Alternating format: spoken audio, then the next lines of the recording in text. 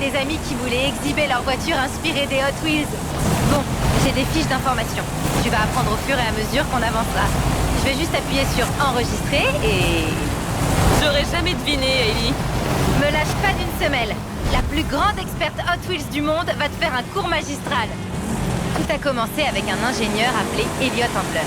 En fait, dès le départ, Elliot a imaginé une petite voiture qui était stylée et qui roulait vite, ce qui la rendait beaucoup plus fun pour les enfants. À l'époque, il n'existait rien de comparable. Handler a recruté Jack Ryan, ancien ingénieur en aérospatial, et Harry Bradley, designer chez General Motors.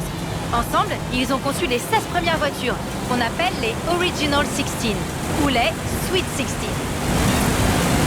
L'équipe de Jack a développé des axes de roue en acier inoxydable et des moyeux d'ailerin qui permettaient aux voitures de rouler super vite, tandis qu'Harry s'est occupé de les rendre stylées. Harry et Jack sont à l'origine des piliers de Hot Wheels, la performance et le look.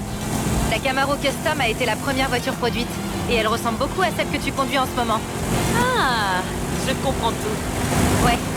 Et dans les Original 16, il y avait aussi la Custom Fleetside, basée sur la Chevrolet El Camino Custom de Harry, comme celle que je pilote.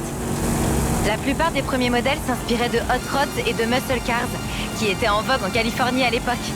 Après Harry Bradley, d'autres designers sont arrivés, comme Harry Gilford de chez Chrysler, qui a fait la Twin Mill, et Larry Wood de chez Ford, qui a conçu la Bone Shaker originale. Mais dès le départ, leur objectif était clair.